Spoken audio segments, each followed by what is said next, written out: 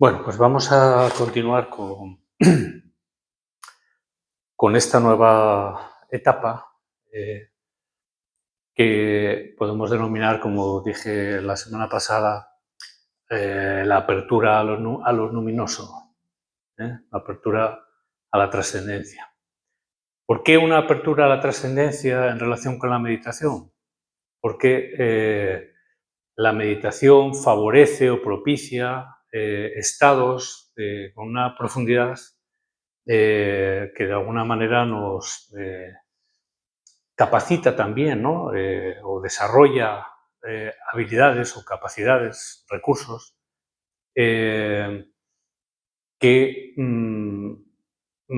pueden permitir visionar, ¿no? O apreciar eh, las cosas con otra profundidad, ¿no? Con otra perspectiva, ¿no?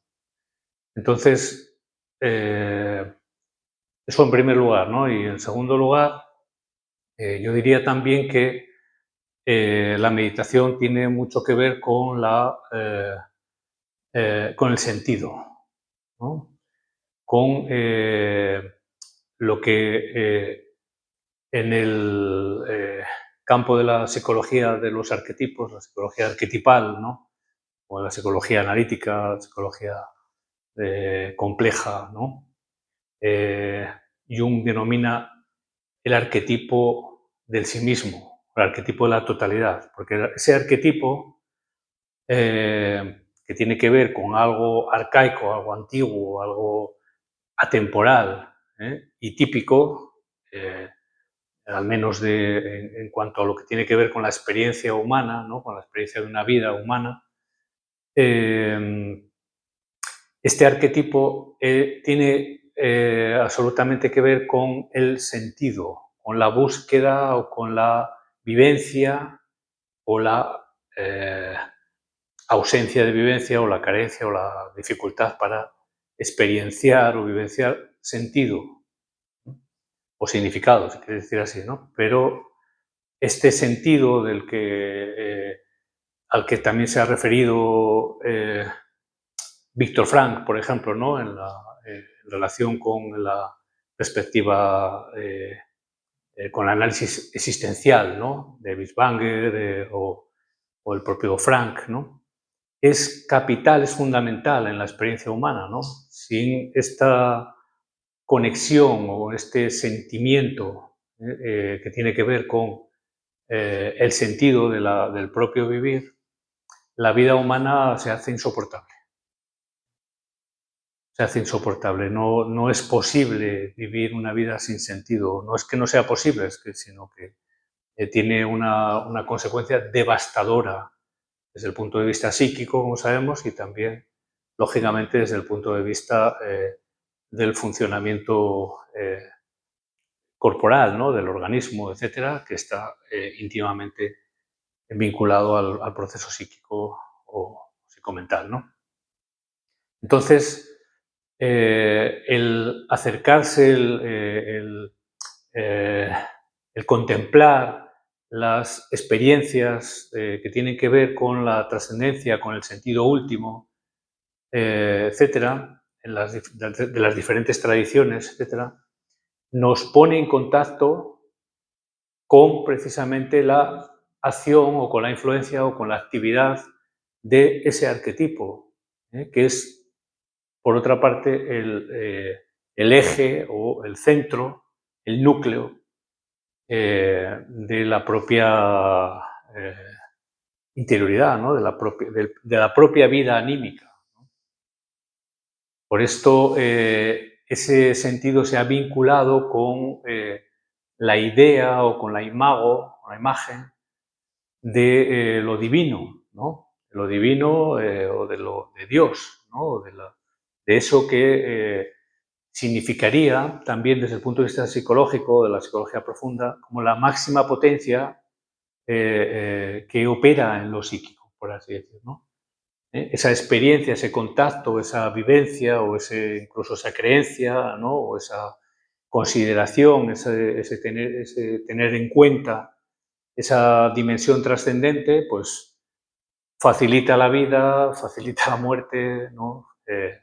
Permite también soportar las cargas, ¿no? de la vida, etcétera, etcétera, ¿no? Decía Nietzsche que quien dispone de un porqué para vivir es capaz de cualquier cómo, ¿no? Bueno, esto también lo han dicho también otros autores, etcétera, de otras maneras, pero viene a ser o viene a tener que ver con lo que estoy tratando de trasladar, ¿no? Con esto que digo. Por lo tanto, me parece, ya lo he dicho en otras ocasiones, una torpeza, ¿no? El tomar distancia del pensamiento y de las tradiciones, ¿no? De las aproximaciones, de las experiencias que han tenido a lo largo de la historia, ¿no? Somos también seres históricos, ¿no? Es decir, venimos también, ¿no? Del pensamiento, eh, digamos, la manera de entender, ¿no? el mundo, ¿no? La cosmovisión actual, ¿no? De nuestras sociedades viene de algún sitio, es decir, hay una historia del pensamiento, ¿no? Y todo esto es importante, es muy importante desde mi punto de vista tenerlo en cuenta, ¿no? Poder bucear ahí, poder aprovechar, ¿no? Ese conocimiento, ¿no? O esas vivencias, esas experiencias, ¿no? Esas inquietudes, ¿no? Que han tenido también nuestros predecesores, ¿no? Digamos, ¿no? Nuestros abuelos, ¿no? Y bisabuelos, nuestros antepasados, etcétera, etcétera, ¿no? Bueno, en todo caso, son temas arquetípicos, recurrentes, en el sentido de que vemos que hay unas correspondencias asombrosas, ¿no? A pesar de las diferentes ubicaciones, ¿no? De estos personajes, ¿no? De estos autores, de estas personas, ¿no? Que han trasladado, ¿no? Estas vivencias, ¿no? También sabemos, ¿no? Y deducimos que hay infinidad de místicos o de experienciadores o de personas, ¿no? De hombres y mujeres, ¿no? Que han vivido o viven o experimentan realidades, ¿no? Que van más allá de lo fenoménico, de lo aparente, pero son anónimos, ¿no? Es decir, que no conocemos, ¿no? Que no sabemos. ¿No? Es decir, que conocemos a algunas personas porque han escrito o han tenido algún tipo de repercusión social, ¿no? Es decir, han estado ahí expuestos, ¿no? Desde el punto de vista social y eso ha trascendido y nos podemos acercar ahí, pero estos son los menos, ¿no? Evidentemente hay infinidad, ¿no? Esto pasa también en muchos tipos de experiencia que rebasan el marco de lo común, ¿no? De lo cotidiano, y que a veces en conversaciones en grupo surgen vivencias, ¿no? Que entonces toda la gente se anima y explica cuando tuvo aquella experiencia o aquel sueño o aquella, ¿no? Etcétera, etcétera, ¿no? Aquella vivencia o aquella situación y lo demás allá. Bueno, entonces estábamos con Ibn Arabi, con uno de los grandes místicos conocidos, ¿no? O de los cuales que han tenido una repercusión histórica importante, ¿no? Eh, lo- los preliminares, y todavía hoy estaremos en algunos apuntes preliminares para entrar ya a partir de la semana que viene, a saco en una introducción a un tema que es en sí mismo bastante o muy potente, ¿no? Que es la cuestión de lo absoluto, ¿no? Lo absoluto, en su absolutidad, ¿no? Como dice Ibn Arabi, ¿no? Lo absoluto. Entonces, en estos preliminares ya mencioné la semana pasada que Ibn Arabi, ¿no? Y en general los sufis, ¿no? La tradición sufi, entre otras tradiciones, considera que lo que percibimos, ¿no? Las cosas tal y como las percibimos desde el punto de vista sensorial y la interpretación que hace la mente sobre estas cosas que percibimos, la mente ordinaria, que ya sabéis que también, por ejemplo, en la India, ¿no? En el Samkhya o en el Vedanta, etcétera, en prácticamente todas las escuelas indias, excepto el materialismo y quizás alguna otra más por ahí, se considera que la mente es un sentido más. La vista, oído, olfato y tal, pero la mente también se entiende como un sentido. Y además es un sentido que reúne, ¿no? O sintetiza las percepciones sensoriales del resto de los sentidos.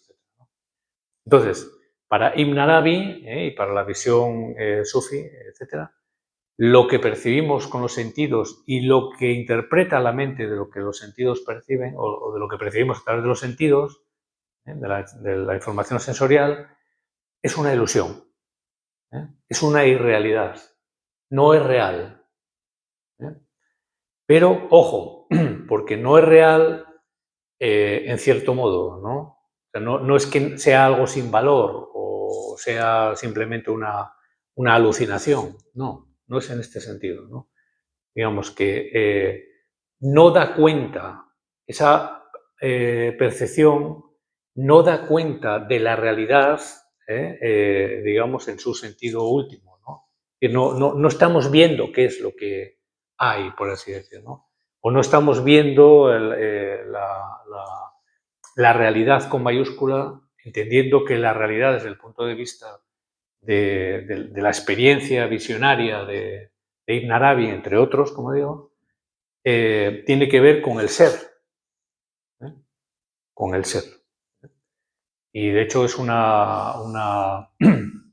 digamos, una cosmovisión ontológica, ¿no? En el sentido que tiene que ver con el despliegue, con el desarrollo del propio ser. A tal punto, que ya lo iremos viendo, ¿no? Más adelante, pero a tal punto que incluso la noción de Dios, ¿no? Que en el marco del Islam, por ejemplo, ¿no? O de otras religiones, ¿no? Pues podemos entender que es lo supremo, ¿no? Los sufis, que están dentro del marco islámico, aunque no de una manera ortodoxa, sino, ¿no? En el ámbito más experiencial, más místico, etc. Para Ibn Arabi, por ejemplo, Dios no es lo supremo, ¿no? Lo cual es sorprendente, ¿no? Sino que Dios es una expresión de algo que está más allá, de un algo con mayúsculas, que está más allá de esto que denominamos genéricamente Dios, ¿no? Y que ese algo que está más allá se expresa, tiene, digamos, su manifestación, entre otros aspectos, en eso que también denominamos Dios y que ahora vamos a concretar, por ejemplo, en los 5 planos o 5 adras, como ellos denominan, en el que a través de los que se despliega o se manifiesta o aparece este algo, ¿no? Este misterio, esta esencia, ¿no? Esta realidad con mayúsculas, que está más allá de toda consideración, de todo atributo, es algo absolutamente trascendente, por así decirlo. Vale. Entonces, partimos siempre de esta cuestión, ¿no? De que lo que en este ámbito digamos, de este plano, ¿no? En esta dimensión en la cual tenemos las percepciones sensoriales, esto es irreal o es apariencial, no da cuenta de la realidad con mayúsculas. Pero tiene una base, está asentado sobre una base ontológica firme o una base metafísica firme. Es decir, no es una cosa sin valor, es un ámbito de expresión de eso trascendente, ¿no? o de ese algo, de esa esencia o de ese absoluto o de esa realidad absoluta, digamos que en este ámbito o en esta dimensión, podemos decir así, o en este plano, se expresa o tiene esta apariencia, etcétera, ¿no? Es decir, que no es una nada, no es una irrealidad, ¿no? En el sentido absoluto. Es una irrealidad en un sentido relativo, ¿no? En cuanto a que la apariencia es una mera apariencia.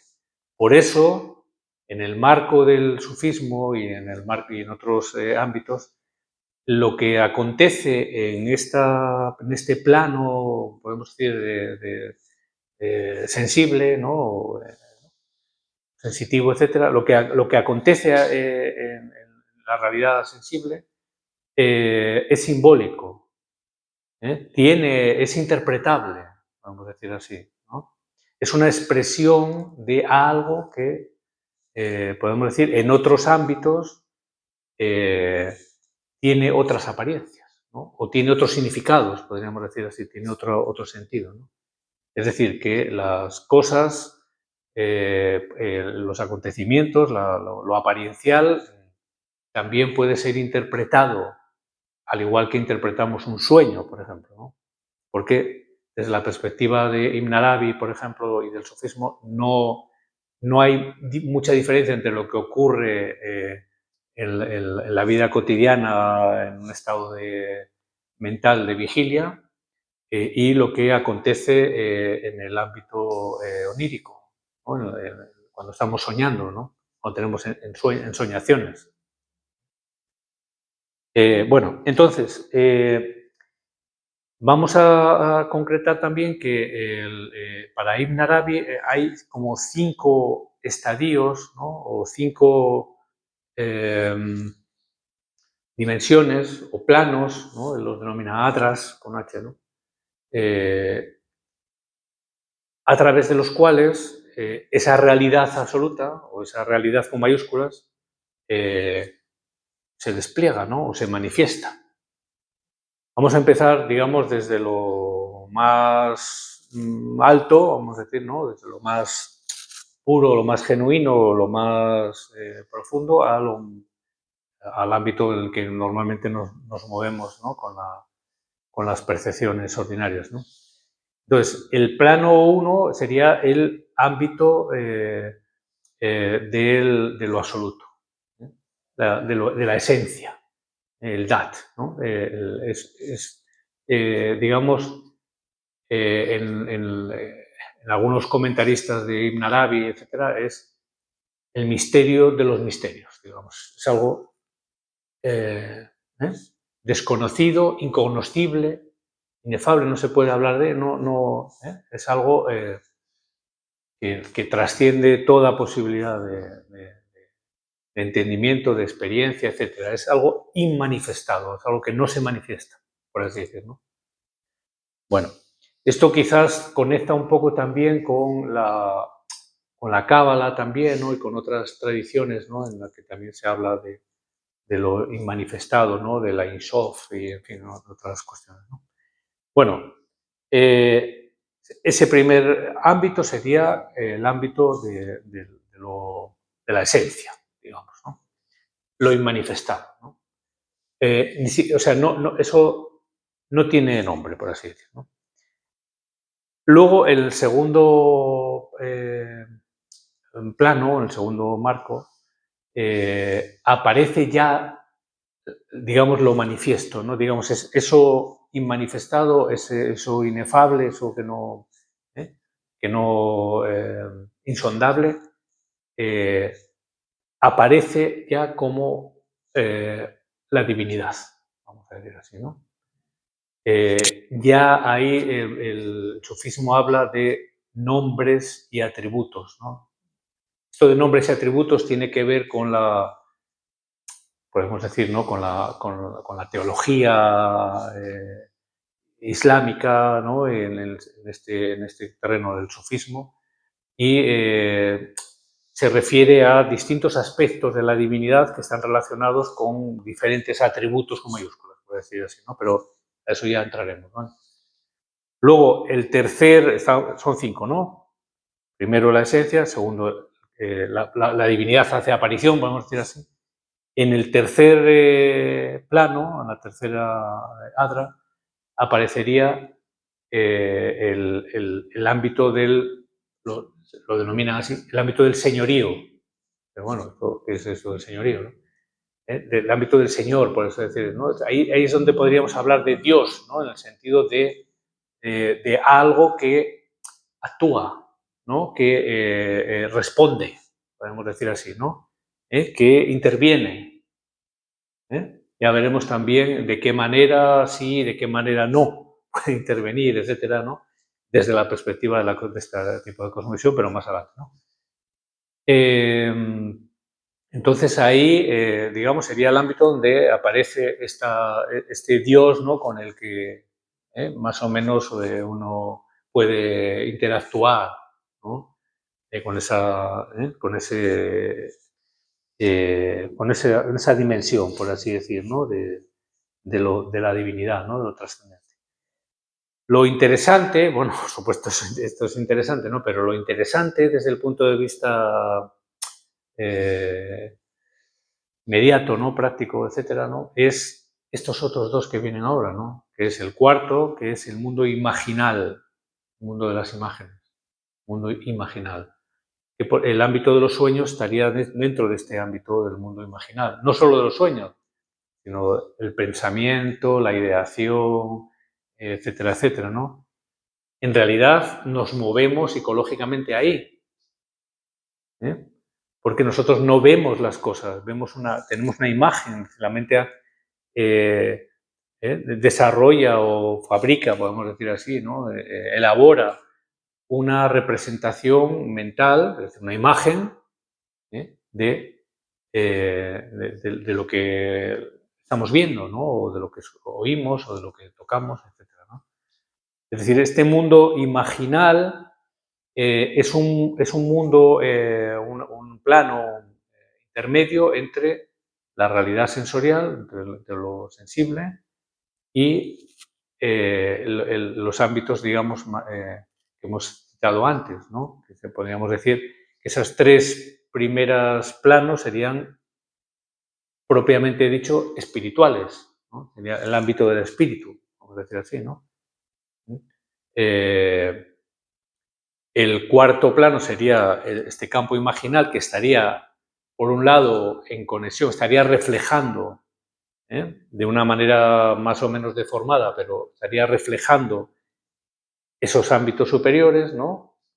Y el ámbito de lo sensible, que es que estaría también en relación con ese mundo imaginal, ¿no? Que es el que interpreta, de alguna manera, el que permite, ¿no? Interpretar, ¿no? También las vivencias, los acontecimientos, ¿no? En fin, ¿no? El que permite, el que hace navegable la vida, ¿no? A través bueno, de las circunstancias propias de una vida humana, ¿no? Bueno, todos estos 5 planos, a los que ya volveremos, ¿no? Ibn Arabi los concibe como algo orgánico, ¿no? Como algo en el que hay correspondencias, ¿no?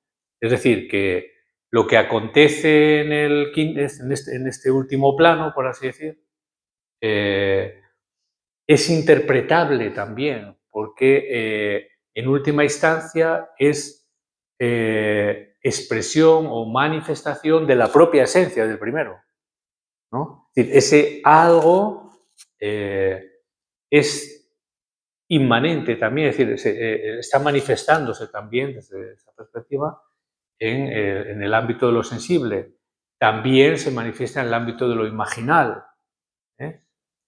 Y en los otros dos también, en el ámbito del señorío y en el ámbito de la divinidad, ¿no? De los nombres y los atributos, ¿no?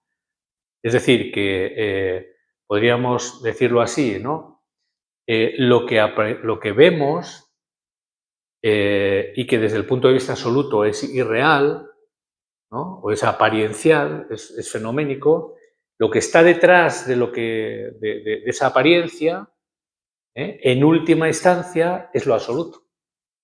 es la realidad con mayúsculas. Pero esa realidad no se aprecia inmediatamente en ese plano, ¿no? Por así decir, está deformada, o está alterada o adulterada por las propias percepciones que están condicionadas ¿no? por los sentidos, ¿no? Por la corporalidad, ¿no? Por la vida corporal, podemos decir así, ¿no? En el ámbito imaginal la cosa requiere también interpretación, ¿no? Porque el ámbito imaginal, que podríamos decir que es el ámbito de lo mental, ¿no? Estaría reflejando a su vez también otro tipo de realidades que van más allá, que están más allá de ello, ¿no? Pero que también se expresan en el ámbito ideativo, ¿no? A través de imágenes de una manera deformada. Por eso, desde la perspectiva de Ibn Arabi o del sufismo, cualquier visión, ¿no? O cualquier experiencia mística requiere ser interpretada. No puede ser entendida de manera literal, ¿no? Por eso quizás, ¿no? Vemos que hay experiencias místicas o experiencias de tipo luminoso, en las cuales aparece, pues, por decir algo, la Virgen de no sé quién, de no sé dónde, ¿no? Y en otro lugar, ¿no? Pues en otras regiones del mundo, pues no aparece la Virgen de Fátima, ¿no? Aparece la diosa Kali o el dios no sé qué, ¿no? Es decir, que ese ámbito imaginal está reflejando de una manera deformada una vivencia, ¿no? O una realidad, ¿no? Que en otro plano, digamos, tiene ¿eh? otra, otra, otra, otra apariencia, vamos a decir así, ¿no? Aunque quizás no es la palabra, ¿no? Tiene otra realidad, ¿no? Que no es la apariencia que aparece en el campo imaginal. Por eso la visión requiere ser interpretada. Entonces, Ibn Arabi hace, para explicar o justificar esto, hace alusión a un acontecimiento que aparece en el Antiguo Testamento, en la Biblia judeocristiana, ¿no? Y que aparece también en el Corán, que es el asunto de Abraham cuando está a punto de sacrificar a su hijo, Isaac, ¿no? Es decir, ¿qué es lo que nos cuenta la tradición? Que Abraham, el Corán dice, es el amigo de Dios, ¿no? Amigo con mayúscula, ¿no? Abraham tiene una visión en la cual ve a su hijo en el, digamos, en el ara para ser sacrificado. Y está a punto de sacrificarlo, como sabemos. Entonces, Ibn Arabi apunta que aquí este hombre, ¿no? Abraham, que era un tipo que tenía una visión desarrollada, podemos decir así, ¿no? Experiencias, ¿no? en este ámbito, descuida o es llevado por la visión que tiene de su hijo, ¿no? como objeto sacrificial, sujeto sacrificial, es llevado a interpretar literalmente la visión que tiene. Entonces está a punto de sacrificar a Isaac, ¿no? En realidad, lo que tenía que ver con, por un lado, con la institución posterior, ¿no? de un ritual sacrificial, ¿no? Que tiene que ver con el carnero o algo así, ¿no?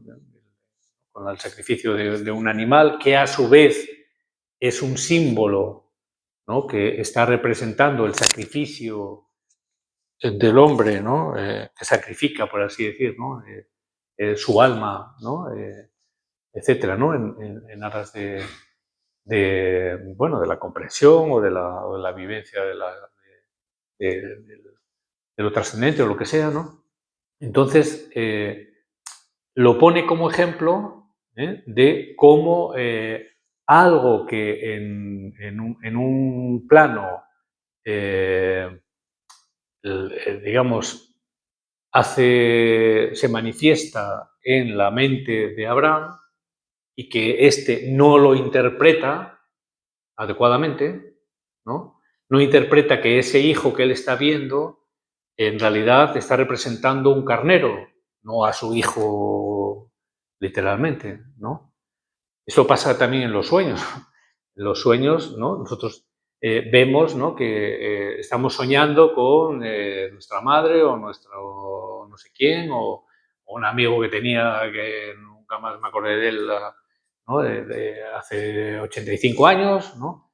O etcétera, etcétera, ¿no? Y esto, si lo interpretamos literalmente, ¿no? Entonces, por ejemplo, pues ahora interpreto que estoy soñando con que, no sé, un amigo me está engañando, ¿no? Y entonces yo interpreto literalmente que ese amigo me está engañando, entonces al día siguiente ya dejo de hablarle o me enfado con él, ¿no? ¿No? O etcétera, ¿no? Es decir, requiere un tipo de contemplación, un tipo de cognición, un tipo de visión o de comprensión en el orden de lo simbólico. Y esa visión en el orden de lo simbólico en este tipo de personas, ¿no?, que tienen una trayectoria, ¿no?, o una conexión, ¿no?, con lo trascendente, ¿no?, de tiempo, está desarrollada, ¿no? Pero normalmente para la mayor parte de las personas no hay lo que ocurre es absoluto, ¿no? No tiene un significado. Dice, oye, pues esto que te está ocurriendo, pues puede que tenga que ver con, en fin, ¿no?, que necesitas parar o necesitas mirar si te estás enajenando o estás obviando o olvidándote de ti mismo, yo qué sé, ¿no? Es lo que hacemos muchas veces en el marco de la psicoterapia, ¿no? Pero normalmente no hay esta visión. Entonces, Ibn Arabi se plantea, ¿vale?, de qué manera una persona puede desarrollar esta visión, ¿no? Puede desarrollar esta capacidad para ver las cosas también en su sentido simbólico, ¿no? Y propone, hace una propuesta que es bastante curiosa, ¿no?, y original, como casi todo su pensamiento y tal, que tiene que ver con la vivencia de Elías y Enoc, ¿no?, que son como dos profetas, ¿no?, que aparecen en el Antiguo Testamento. Elías, Enoc. Entonces, para Ibn Arabi, Elías y Enoc es la misma persona. Se alude a la misma persona, ¿no?, a la misma personalidad, en distintos estados. Entonces, él habla que para poder desarrollar una comprensión, ¿no?, una lectura, una visión de lo simbólico, ¿no?, para poder entender qué es lo que ocurre, qué es lo que significa que ocurra esto, ocurra lo otro, o tenga esta vivencia, o me pase esto, o me pase lo otro, o no sé qué pasó, se requiere, digamos, como una transformación, un tránsito desde el ser mundano o mundanal, por así decir, ¿no?, desde la visión ordinaria al ser ultramundano, es decir, a lo que está más a lo trascendente, ¿no? Pero hace la valoración de que eso trascendente, digamos, ¿no?, esa esencia, ¿no?, ese algo, ¿no?, que está, ese misterio, ¿no?, existencial, ¿no?, de donde brota todo, ¿no?, desde su punto de vista, eh, digamos, tiene una dimensión trascendente, es, digamos, esto que va más allá de todo y que no podemos comprender, etcétera, que es inmanifiesto. Tiene una dimensión trascendente, pero tiene una dimensión inmanente. decir, que está en las cosas que se han manifestado, por así decirlo, ¿no? Entonces, de que si se tiene una visión únicamente trascendente, es una visión como muy unilateral, que no da cuenta de la realidad con mayúsculas, de lo absoluto, ¿no? Para tomar cuenta de lo absoluto hace falta también encontrarse con ello en lo que está de lo manifiesto, podemos decir así, ¿no? Y entonces hace la recomendación, dice, para pasar, dice, Enoc era un profeta anterior a Noé, que fue elevado por la divinidad al ámbito del sol o no sé cuánto, ¿no? Enoc, ¿no? Pero luego, parece, o sea, después de un tiempo o lo que fuese, fue enviado a una ciudad de Siria como Elías, ¿no? Entonces, lo que Ibn Arabi viene a entender es que esto está representando que no solamente la vivencia de lo trascendente, sino que para completarse, por así decirlo, para que se produzca esa autorrealización, ¿no? ¿no? Ese desarrollo, se requiere digamos, entrar en la animalidad por completo, ¿no? Es una cosa curiosa. Es decir, se requiere que el hombre, ¿no? El ser humano, eh, prescinda de la razón, ¿no? Durante un tiempo hasta realizar, ¿no? Esa faceta, prescinda de lo racional, ¿no? De las etiquetas, ¿no? Del orden de lo racional, y, digamos, asuma plenamente, ¿no? Su condición animal, ¿no? Como cualquier animal salvaje, ¿no? Con sus apetitos, con sus deseos, con sus inclinaciones, etcétera, etcétera, ¿no? Porque él considera que el animal salvaje tiene también una forma de visión, precisamente porque no está interferido por lo racional, ¿no? Entonces, como, y bueno, da a entender ahí también, ¿no? Que uno de los síntomas, ¿no? De que se ha realizado ese aspecto racional, que él también mismo lo ha vivido, es que hay una etapa en la que no puede hablar la persona, ¿no? Se queda sin poder hablar, sin poder describir, sin poder expresar, ¿no? La vivencia y tal, ¿no? Y bueno, entonces, mm, este es el tema, ¿no? O sea, vamos a quedarnos ahí un poco, es decir, la realidad, las cosas que suceden, ¿no? Las vivencias que tenemos, ¿no? Lo que apreciamos, lo que concebimos, imaginamos y tal, está deformado. Es decir, no es irreal del todo, es real, pero no, es una realidad deformada porque está de alguna manera eh, reflejando, ¿no? Está expresando algo que está en otro nivel y que para poder apreciar o para poder vivenciar eso que está en otro nivel, que es la realidad absoluta, es lo absoluto, ¿no? Se requiere, por así decir, ¿no? Como un proceso de purificación, ¿no? ¿no? Dice que ese desarrollo de la animalidad lleva a esa persona a desarrollar un intelecto puro, ¿no? Un intelecto puro. Aquí intelecto, que también he visto que en las explicaciones, ¿no? De los Yoga Sutras de Patanjali, ¿no? Oscar Pujol también alude al intelecto, ¿no? Porque normalmente entendemos intelecto como razón, ¿no? Pero aquí es más bien sinónimo de entendimiento, ¿no? De comprensión, de visión, ¿no? Es decir, por lo tanto, ese intelecto puro, ¿no? Que vendría de la mano de ese proceso de animalización, podemos decir así, sería un sinónimo de un entendimiento, una comprensión, un saber inmediato, ¿no? Que no está mediado o interferido por la razón, ¿no? Bueno, vamos a quedarnos ahí, ¿no? Para no dispararnos mucho y tal, ¿no? Pero bueno, sirvan un poco como preliminares, como vamos a ir volviendo a ellos, pues nos irán resultando más familiares y además a partir de aquí ya aparecen ya cosas más concretas, ¿no? Bueno, para que tengamos una perspectiva desde la cual también contemplar nuestra propia, por así decir, nuestra propia creencia, ¿no? Elaborar una visión, ¿no? Una cosmovisión propia, que creo que es una tarea existencial que cada cual debe hacer, ¿no? Hacerse una idea, aunque sea aproximada, ¿no? De qué hacemos aquí, qué es esto, ¿no? ¿no? O tratar de mirar, ¿no? Qué es lo que hay más allá de lo que parece que hay. Así, ¿no? Pero también tomando como referencia, oye, la navegación de estas personas extraordinarias, ¿no? Que han tenido una repercusión como muy fuerte, ¿no? En la historia, ¿no?